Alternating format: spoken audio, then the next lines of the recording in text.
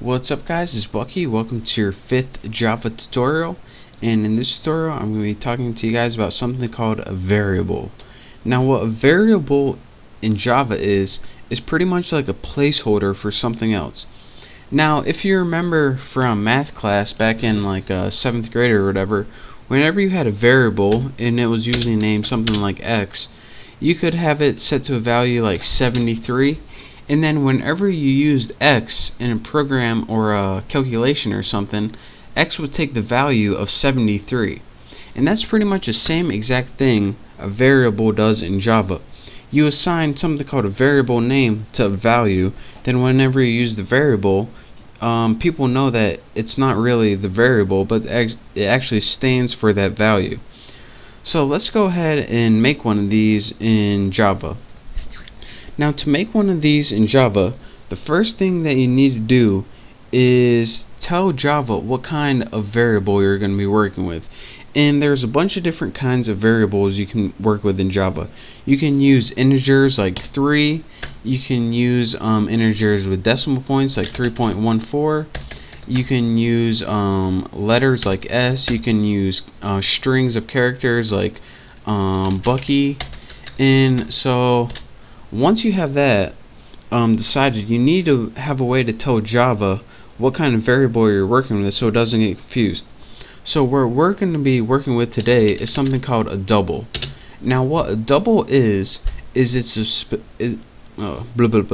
a keyword that tells Java, alright, you're going to be working with a number, but this number can have a decimal point as well.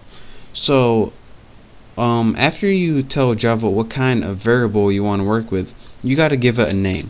So let's go ahead and say we're going to be working with a variable called double, and we're going to name it tuna. Now after you have a variable called tuna, you need to give it a value. So go ahead and write tuna, which is the variable name, and then go ahead and press equals. Now what equals is here is something called the assignment operator, and what it does is assign a value to tuna. So what value are we going to assign to it? Let's go ahead and write 5.28, my favorite number, 5.28. So here's what we did so far. We told Java that we're going to be working with a variable called tuna, and that is going to be a double, meaning that it has numbers on both the left and right hand side of the decimal point. Again, an integer is only a whole number like 8, 10, -4, and a double has a fraction like 5.28, 8.18. So again, we told that tuna is a double. It has a fraction. Next we said, alright, what's the value of tuna? Well, here's the name, here's the assignment operator, and here's the value. Tuna equals 5.28. Now we have a variable that has the value of 5.28 that we can throw into any Java program. So let's go ahead and do that. And how we do that is just like we did before, just print it out on the screen. So let's go ahead and write system, let me type it right, system.out.print. And in your parameters, instead of typing a string of text like this is a string, all we have to do is type the word or the name of the variable, such as tuna, and that would print tuna out on the screen. Don't believe me? Let me show you guys. Let's go ahead and run this, and as you can see down in our little run box, it has the variable 5.28. So that is how you write variables out on the screen using Java. And another cool thing that you can do with these variables is, in the last tutorial I showed you guys how to write strings of text on the screen. You can also combine these variables with strings of text. So let's say we want to write system.out.println, and get out of here, Hoss. And in our print line we're going to say I want, then go ahead and press space. Actually, this brings me to another point, which I will say right now. There's two different things, system out and print, and system out and print line. So let me show you guys what those do right now. System.out.println,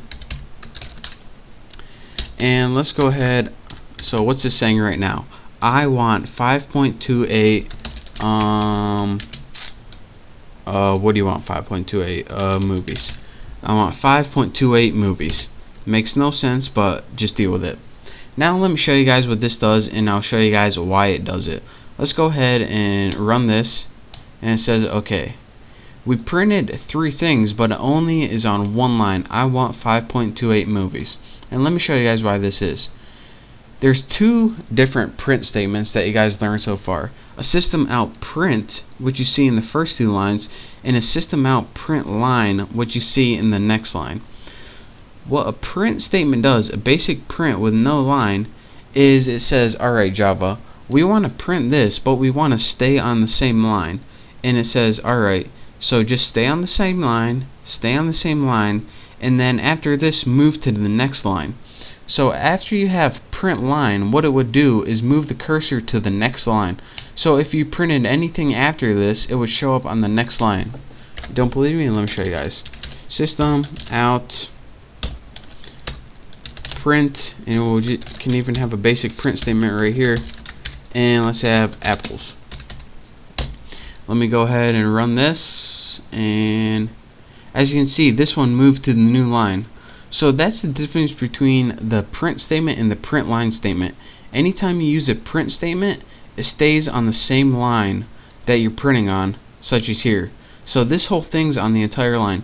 As soon as you have a print line statement, what it does is when it gets to the end of printing it, it moves to a new line. So that's the difference between a print statement and a print line statement. And again, that's your quick tutorial on how to use variables. Again, this is called declaring a variable. This is called assigning a variable a value. Again, this is the name of the variable, and this is the value. This is the assignment operator right here. And anytime you want to use a variable to print out on your screen, just write system out print, and then write the name of the variable right there, and it'll print out on your screen. So again, that's your quick tutorial on variables and how to use variables in Java. So thank you guys for watching. Make sure to subscribe to my channel. Don't forget to check out my next tutorial. And again, thank you, and I'll see you next time.